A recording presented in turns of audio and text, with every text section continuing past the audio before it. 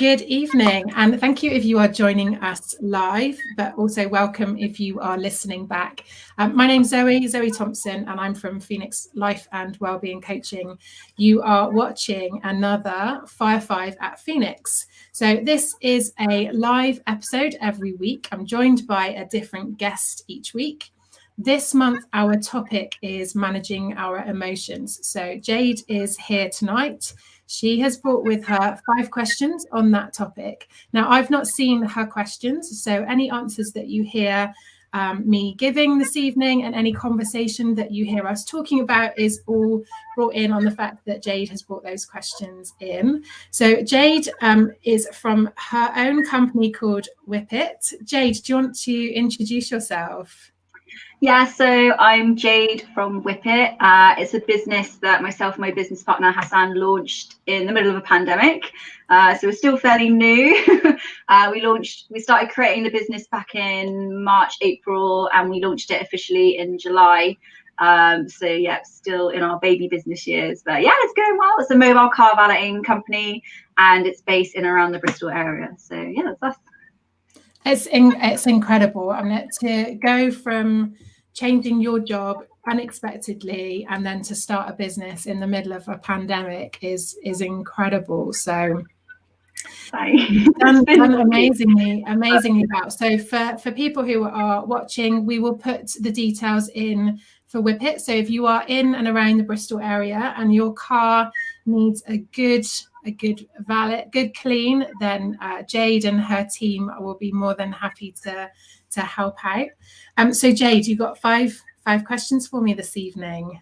Yes, I do. So I wanted to just be like really authentic, transparent, and honest with you. So basically, the reason we launched Whip It is I was in events, and obviously the industry got hit really hard. I actually lost my job. I got made redundant. I'd been there for 2.5 years, and at the time it was really devastating. So the kind of questions that I've brought today are kind of around job loss, and hopefully you could provide some insight. So I just wanted to start off with, like, obviously losing a job, I actually view it as a form of grief because I see that it is a form of loss still. But I would like to ask you, how would you suggest that somebody copes and processes that loss? Such an interesting, such a topical question at the moment. So I think that you've obviously experienced your job loss. I went through redundancy a few years ago, and I'm hearing lots of people now, not just redundancy and job losses, but restructures and that uncertainty around where their job is going to be over the next 12 months. So I think it is a really important topic to discuss. So I think it's a great first question to ask. I certainly, when I've had conversations with people around redundancy, around job losses, have also talked about it is a grieving process. It is a loss of something, and work's a big part of life, isn't it? We spend a lot of time and a lot of energy in our work. So one of the things that I have talked through with people is the Kubler-Ross change curve. So I don't know whether you've ever seen it. I mean, I think it's a really helpful model, not just for redundancy, but for any type of change.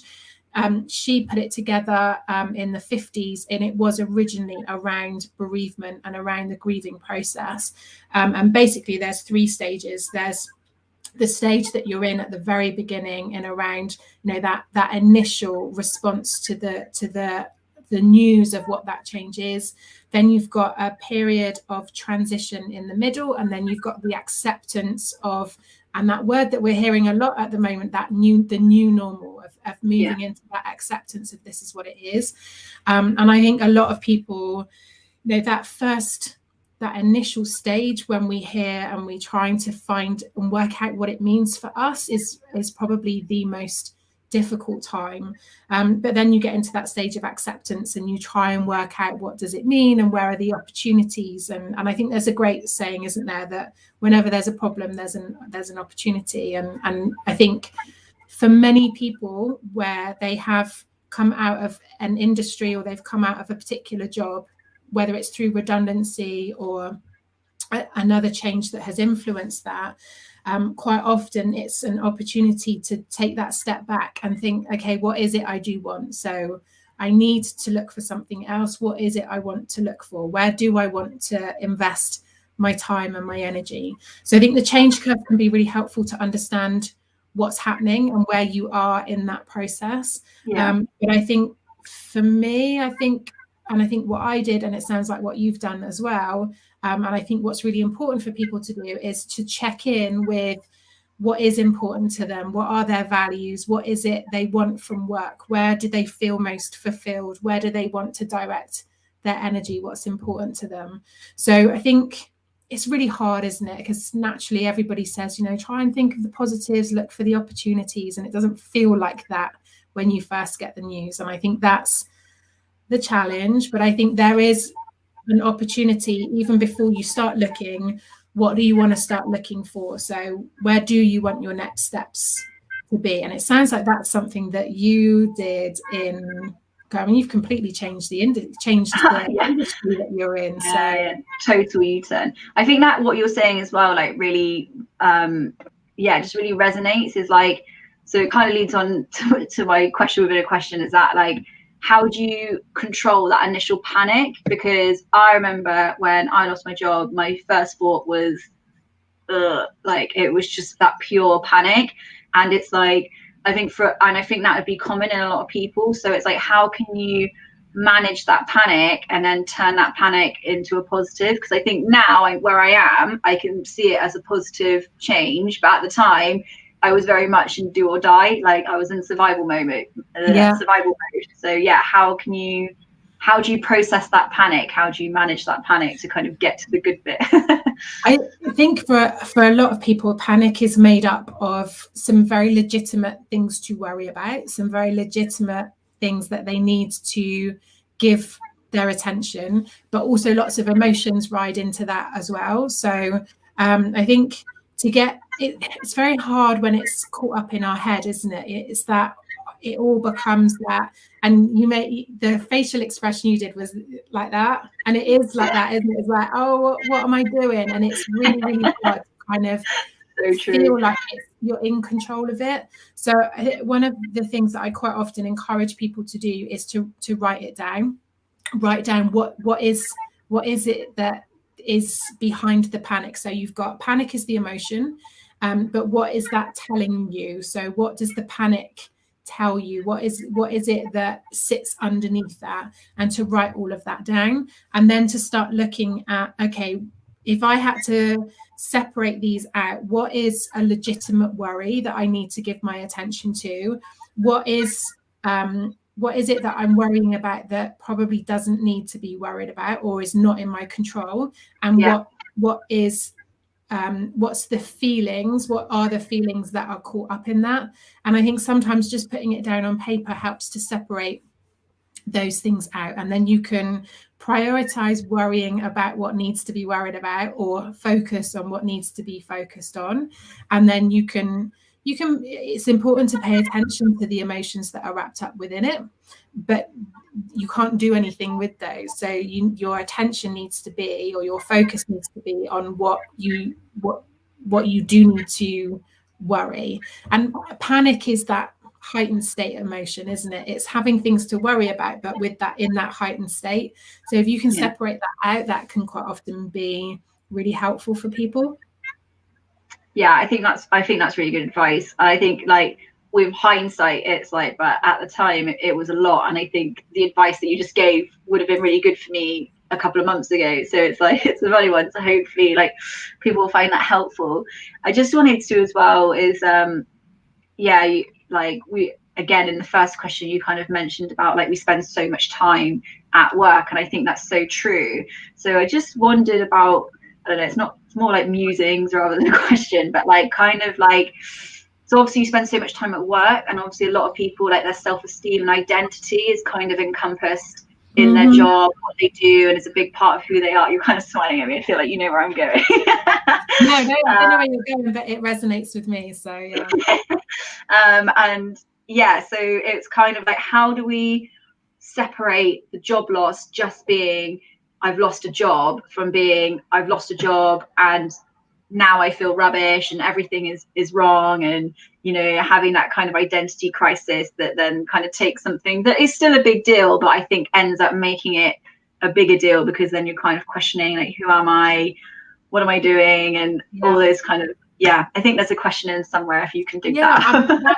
That's exactly what I went through when I went through my redundancy. That is exactly what I faced, and I'd been there 20 years, so I'd, like, all of my adult years I had been there. So for me, it was a huge part of my identity. It literally felt like it was in my DNA that all of my adult life experiences had been with that business. So when I thought about different life experiences, I knew what department I was working with, because that was my friendship circle. You know, I knew where I was, and it was so much a part of my personal journey as much as it was a professional journey. So the redundancy for me had a huge impact on, like, well, what if I'm not here and I'm not doing this job? Like, who am I? What can I do? But also around my self-worth of providing value, of that came into question. Of, even though logically it's a financial decision, it's an organizational structure decision, even though logically that's what's going on, it's very hard to think, well, how, if they can go on without me so easily, what did I contribute?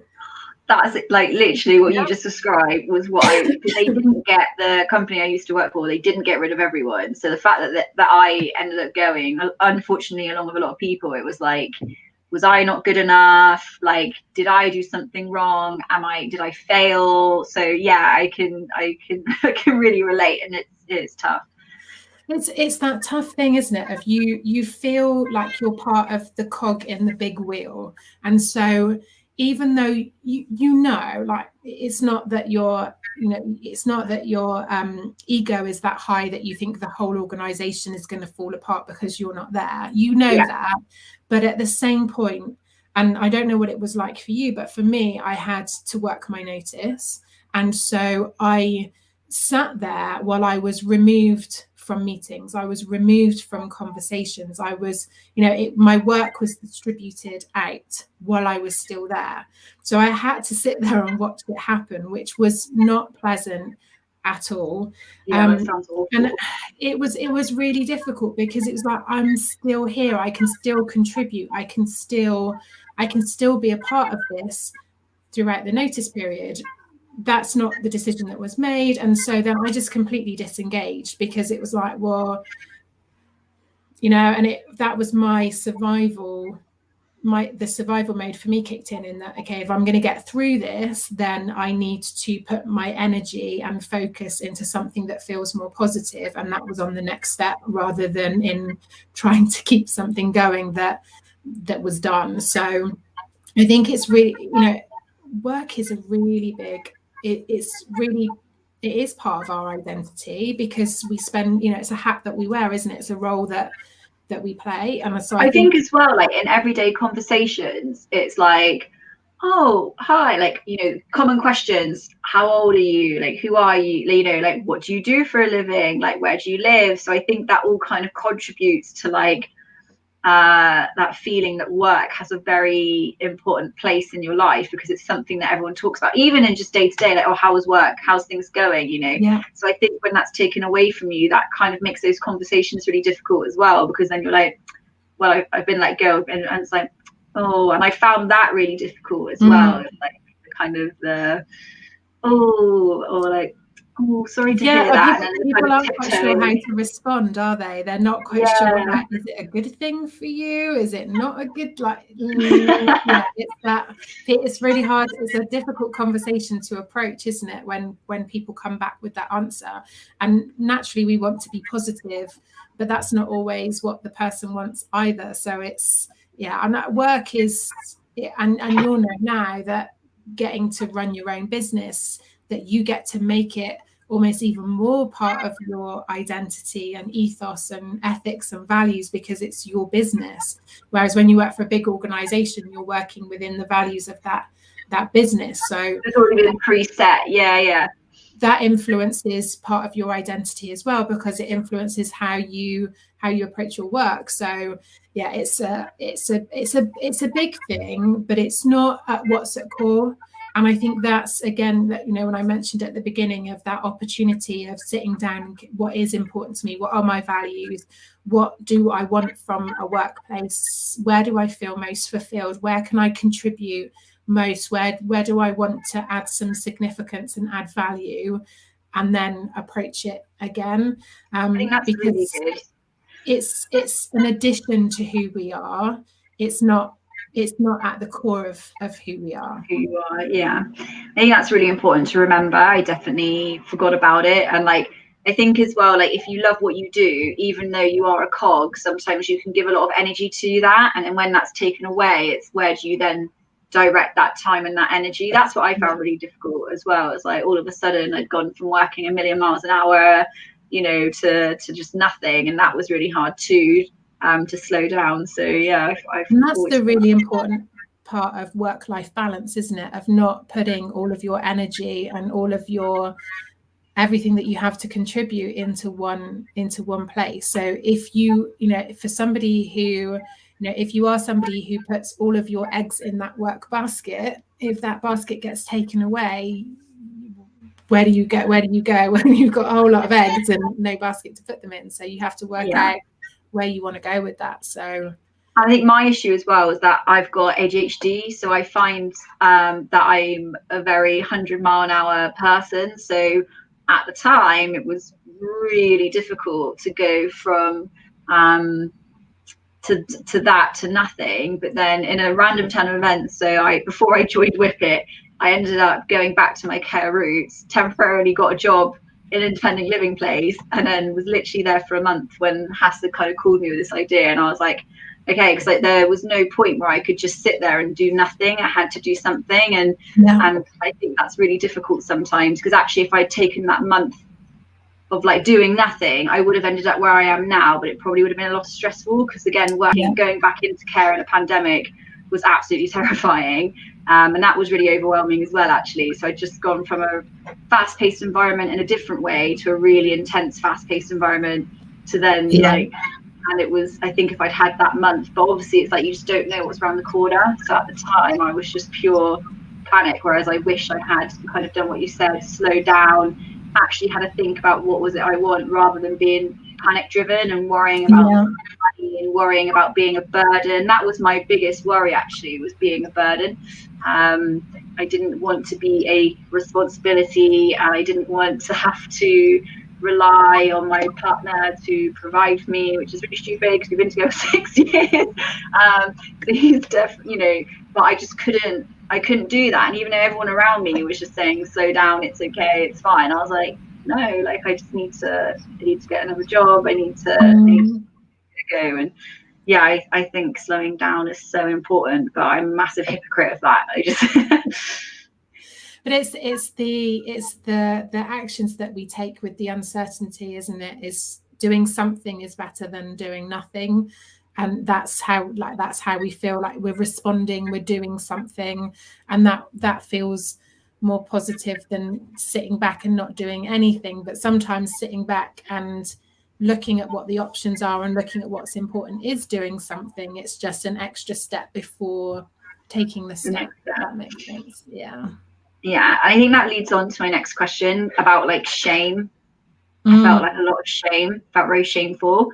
I'm also very proud. I find it really hard to ask for help ever from anyone. Whereas, like I said, like now I can reflect back. It's like, oh, I wish that I'd asked for help, or I wish that I'd taken some time off, or I wish that I just accepted my partner's offer to, you know, but I just felt this really strong shame and sense of I had to be really independent. And I think as well, like social media almost reinforces that as well. So I was going to say to you, for people that experience shame and really struggle to ask for help, and find it difficult to put out anything other than everything's fine, even if everything's not fine, what advice do you have for them? So it's a difficult one, isn't it? And I think, and I know we've had this conversation, albeit on comments on a post on LinkedIn, but about balances and characteristics being overdone and out of balance. And so I think that pride element is a great characteristic, a great behavior to have. But if it's overdone and we're not asking for help and we're not sort of sharing responsibility, then and some of those feelings and the negative, uncomfortable emotions come into play, like shame. So I think it is a difficult one. It kind of feeds in with the conversation I was having with Stuart on last week's session of most people who are around us want to be able to help. They want to be part of the solution. They see that you are having trouble with a problem, and most people want to be a part of the solution. They want to help. They want to be feeling like they are supporting you. So I think it comes down to that, knowing what you need help with, and then allowing people to step in and be a part of the solution. And I think we all know how we feel. And interestingly, I think a lot of people who struggle to ask for help are always the ones that help other people. This is what I was just thinking. I was like, the silly thing is like, if anybody asked me for help, I would never, ever, ever say no. But then in that same breath, I would also never, ever, ever ask for help at the same time. It's a really weird dynamic. It is a weird dynamic, because you know how you